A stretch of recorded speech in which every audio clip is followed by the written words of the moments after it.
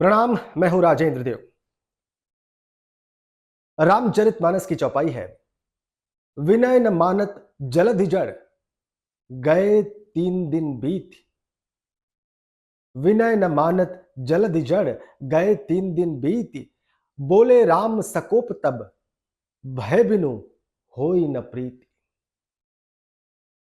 क्या भय के बिना, क्या डर के बिना मोहब्बत और प्रेम नहीं हो सकते? गोस्वामी तुलसीदास जी के हिसाब से तो बिल्कुल नहीं हो सकते। और उत्तर प्रदेश के मुख्यमंत्री योगी आदित्यनाथ के अनुसार भी भय के बिना दुष्ट लोगों में प्रेम उत्पन्न होना संभव नहीं है। यूपी सीएम योगी आदित्यनाथ अपराधियों और आतंकियों के खिलाफ अपने एक्शन से और अपनी कठोरता से यही सिद्ध करने में लगे हुए हैं और वो इस क्रम में, कार्रवाई के क्रम में सबसे आगे दिखाई देते हैं। वो इस वक्त एकमात्र ऐसे नेता हैं जो अपराधियों, आतंकियों और चरमपंथियों पर जीरो टॉलरेंस के साथ काम करते दिखते हैं। ये जो चौपाई अभी थोड़ी देर पहले मैंने आपको सुनाई, ये उस वक्त की है और उस समय का विवरण करती है जब लंका जाने के लिए भगवान राम अपनी वानर सेना के साथ समुद्र से रास्ता मांग रहे होते हैं, विनय कर रहे होते हैं, प्रार्थना कर रहे होते हैं कि मुझे रास्ता दे दीजिए ताकि मैं अपनी वानर सेना के साथ लंका जाऊं और रावण को परास्त करके अपनी पत्नी को मुक्त कर सकूं, मां सीता को मुक्त कर सकूं। लेकिन समुद्र रास्ता नहीं देता और अंत में भगवान राम को शस्त्र उठाना पड़ता है। योगी आदित्यनाथ भगवान राम की तरह अनुनय विनय करने में बिल्कुल विश्वास नहीं रखते। वो सीधे एक्शन लेने में यकीन रखते हैं, वो सीधे कार्रवाई करने में यकीन रखते हैं और उनका ये कृत्य निश्चित रूप से अपराधियों, खासकर दुर्दांत अपराधियों, पेशेवर अपराधियों में एक भय और एक सिहरन उत्पन्न करता है। मैं ये क्यों कह रहा हूं? इसके पीछे तथ्य हैं, इसके पीछे ठोस प्रमाण है। 2017 से मुख्यमंत्री के पद पर रहते हुए योगी आदित्यनाथ ने ऐसे ही ताबड़तोड़ और सख्त कार्रवाई की है।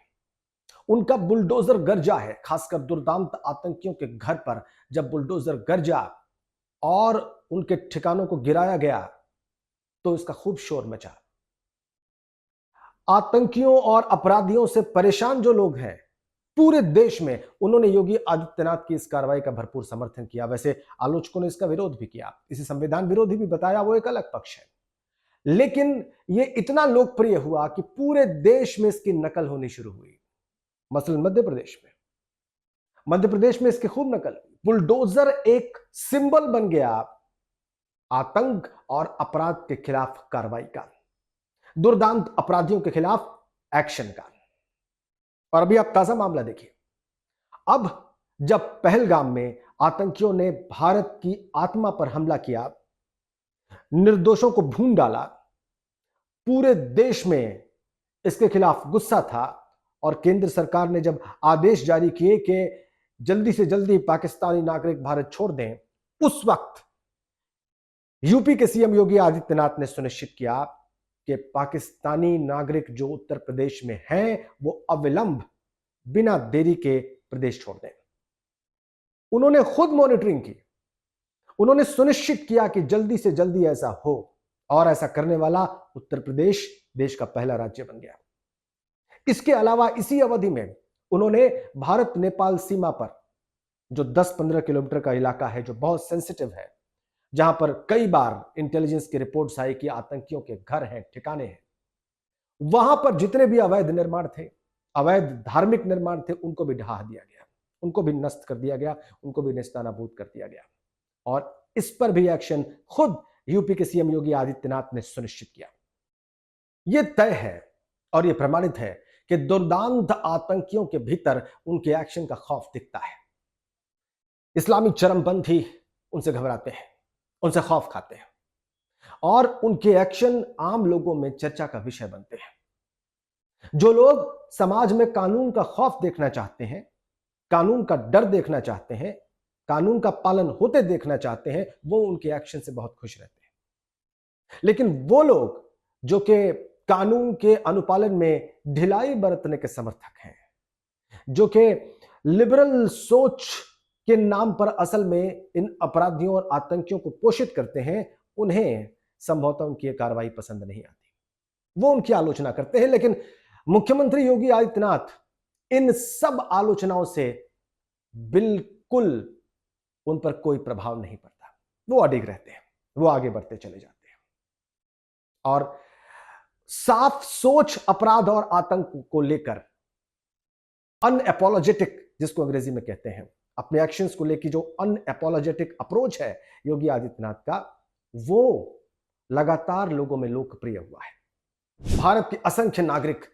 योगी आदित्यनाथ के कार्य करने के तरीके में भारत के आतंक से मुक्ति का मार्ग देखते हैं। यह एक सच है। सच पूछो तो शर्म ही बसती है दीप्ति विनय की, सच पूछो तो शर्म ही बसती है दीप्ति विनय की। संधि वचन संपूज्य उसी का, संधि वचन संपूज्य उसी का, जिसमें शक्ति विजय की। सहनशीलता क्षमा दया को तभी पूजता जग है, सहनशीलता क्षमा दया को तभी पूजता जग है। बल का दर्प चमकता उसके पीछे जब जगमग है, बल का दर्प चमकता उसके पीछे जब जगमग है। रामधारी सिंह की ये पंक्तियां योगी आदित्यनाथ की कार्यशैली और उनकी अप्रोच पर बिल्कुल फिट बैठती हैं। प्रणाम।